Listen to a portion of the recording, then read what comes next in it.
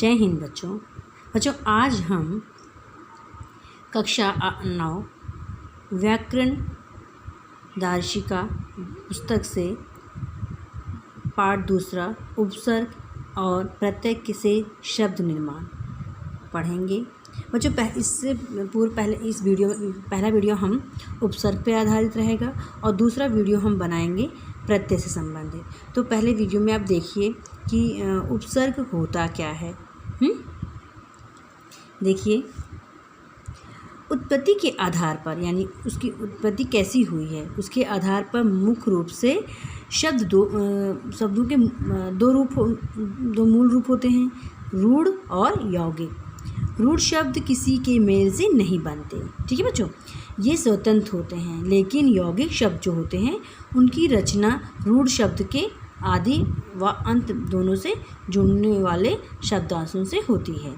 ये शब्दांश रूढ़ शब्द से मिलकर या इसके अर्थ में परिवर्तन ला देते हैं। जैसे परि है, परि क्या है, परि उपसर्ग है, ठीक है। अगर इसमें श्रम जोड़ दिया जाए, श्रम जो है मूल शब्द है, तो क्या बन जाएगा, परिश्रम, ठीक है। इसी तरह से परि जो है उपसर्ग है, अगर इसमें श्रमी जोड़ दिया जाए तो परिश्रमी बन जाएगा, श्रम, और पीछे लग गया इक तो श्रम क्या है, मूल शब्द है, इक लग गया तो ये श्रामिक बन जाएगा। तो श्रामिक की बात हम नहीं करेंगे क्योंकि यहाँ ये प्रत्यय है। जो बाद में लगने वाले शब्द सहायक शब्द होते हैं उनको कहते हैं, इनका कोई अपना स्वतंत्र पहचान नहीं होती है, पर ये शब्द में एक विशेषता ला देते हैं या एक नयापन ला देते हैं, विशेष बना देते हैं शब्द को, ठीक है। इसीलिए प्रत्ययों का प्रयोग किया जाए, प्रत्यय या उपसर्ग का प्रयोग किया जाता है। आगे जो शब्द के आगे जुड़ने, मूल शब्द के आगे जुड़ने वाले को उपसर्ग कहते हैं और उस शब्द के पीछे जो शब्द जुड़ता है उसे कहते हैं प्रत्यय, ठीक है बच्चों। पर हम यहाँ पर पढ़ेंगे उपसर्ग। देखिए बच्चों, संस्कृत के उपसर्ग जैसे अन, आ का अर्थ होता है नहीं, अभाव, हीन, विपरीत। जैसे इसके उदाहरण देख लीजिए, आखंड, अनाथ, आ ही उपसर्ग जुड़ा है, अतः, अथ, अधर्म, अदृश्य, अडिंग, अचल, अलौकिक, ठीक है बच्चों। आगे देखिए, अनाचार, अनपढ़, यहाँ पर अन्न जुड़ रहा है, अनादि, अनमोल, अनेक, अनावश्यक, अनिच्छक, अनुपस्थिति, ठीक है बच्चों, अन्न से बना है। अब देखिए, अधि का अर्थ होता है ऊपर, समीप या बड़ा। जैसे इसके उदाहरण देख लीजिए, अधिकरण, अधिकार, अधिपति, अधिनायक। अधि क्या है, उपसर्ग है। अब इसमें चौथा देखिए, अति उपसर्ग है जिसका अर्थ होता है अधिक या ऊपर। देखिए, अतिशय, अतिरिक्त, अतिकरण, कर्मण, अतिचार, अत्यधिक। अब आगे है अनु, अनु का अर्थ होता है पीछे या समान। अभी का तरफ, सामने, समीप, ठीक है। इसका है अभियोग, अभिनेता, अभिमान, अभिनव, अभिमुख। अब का अर्थ होता है बुरा, हीन, अभाव अथवा विपरीत। जैसे इसके उदाहरण है अपव्यय, अपकीर्ति, अपमान, अपयश, अपवाद, अपशब्द, ठीक है बच्चों।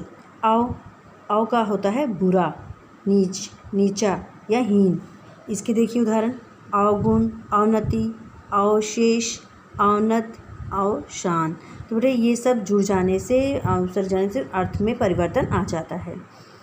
आगे देखिए, आ का अर्थ होता है तक या पूर्ण। जैसे आगमन, आमरण, आजीवन, आग्रह, आकृति, आदान, आचरण, आकर्षण, ठीक है बच्चों। अब उप का अर्थ होता है समीप, छोटा या गौण। इसके उदाहरण देखिए, उपमा, उपनिवेश, उपकरण, उपचार, उपभेद, उपनाम, उपदेश, उपसहार।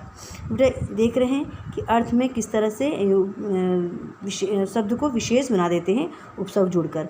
उत का अर्थ होता है ऊंचा, श्रेष्ठ, है ना। जैसे उत्कर्ष, उत्थान, उत्पत्ति, उत्तम, उत्कंठा, उत्पन्न। ठीक है।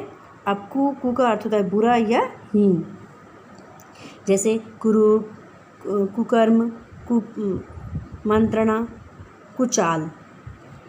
यहाँ देखिए बच्चों, उपसर्ग जैसे चिर का अर्थ होता है सदैव अथवा बहुत। इसके उदाहरण हैं चिरकाल, चिरायु, चिरातन। आगे देखिए तत् का अर्थ होता है उसके जैसा, तत्काल, तत्पर, तत्पश्चात। दूर का अर्थ होता है बुरा या कठिन। इसका देखिए दुराचार, दुरवस्था, दुर्गति, दुर्गुण, दुर्बल, दुर्जन, दुर्भाग्य, दुर्गम।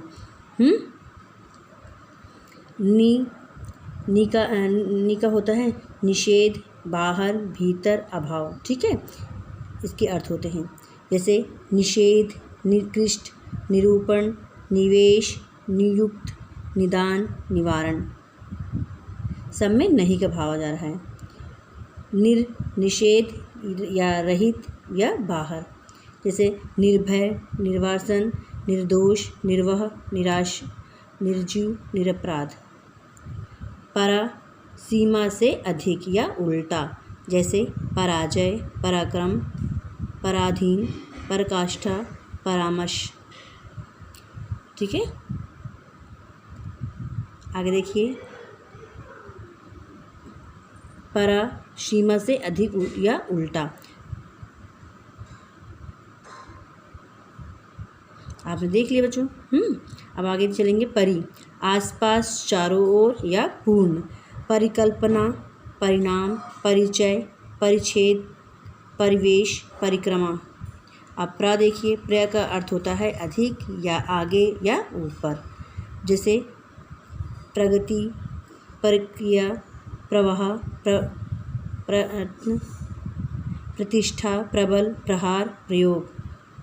प्रति का अर्थ होता है और, विरुद्ध, सामने या प्रत्येक, जैसे प्रतिकूल, प्रतिहिंसा, प्रतिदिन, प्रतिक्षण, प्रतिनिधि, प्रतिवादी या प्रतिध्वनि। विशेष, इसका होता है अर्थ विशेष, उल्टा या विशेषता। इसके देखिए जैसे वियोग, विभाग, विज्ञान, विक्रय, विमुख, विधवा, विनम्र, विनत। आगे देखिए सम का अर्थ होता है सहयोग या फिर अच्छा, पूर्ण या पूर्णता।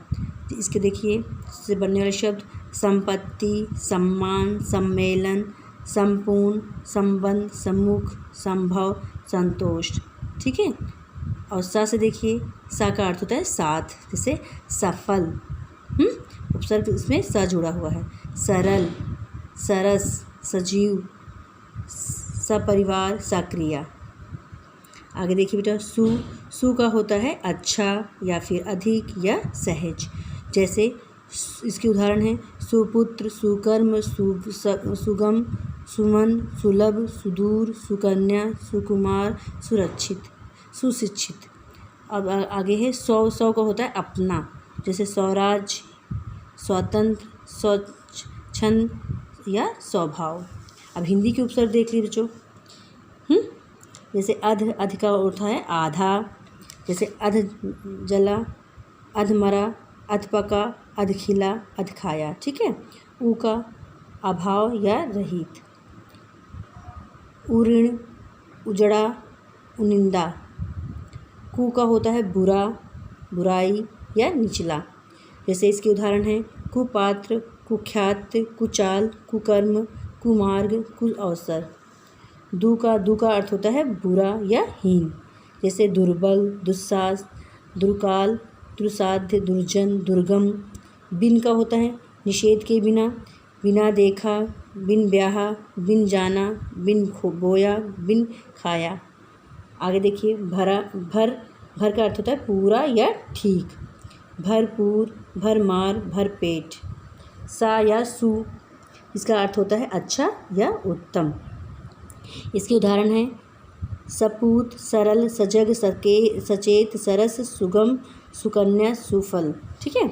अब उर्दू के भी हैं बच्चे, कुछ हैं वो भी ध्यान दीजिए। उर्दू के उपसर्ग जैसे कम का अर्थ थोड़ा, जैसे इसके उदाहरण हैं कम सिन, कमज़ोर, कम वक्त, कम उम्र। ना का नहीं होता है, इसका अर्थ अभाव है ना। इसके देखिए उदाहरण, जैसे नापसंद, नासमझ, नालायक, नाजायज़, नाबालिग, नामुमकिन। ठीक है। अब वह है बद का आता है बुरा, बदकिस्मत, बदचलन, बदतमीज़, बदनाम, बदसूरत।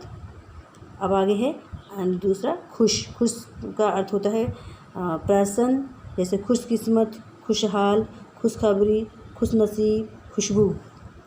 बे का अर्थ होता है बिना, जैसे बेकसूर, बेरम, बेइनाम, बेनकाब, बेचारा, बेइज्जत। ला का अर्थ होता है बिना, ला उपसर्ग का अर्थ होता है बिना, है ना। लापरवाह, लाइलाज, लावारिस, लाजवाब, लाचार। अब हर का अर्थ होता है प्रत्येक, हर रोज़, हर पल, हर साल, हर दिन। हम का होता है समान, जैसे हम शक्ल, हम दर्द, हम राह, हम राज, हम सफ़र, हम वतन, हम दर्दी। ठीक है बच्चों, मुझे उम्मीद है कि आपको ये सारे उपसर्ग समझ में आ गए होंगे। ठीक है बच्चों, अगर कोई आपकी कोई भी शिकायत, कोई भी समस्या हो तो आप कमेंट बॉक्स में करके मुझसे पूछ सकते हैं। धन्यवाद बच्चों।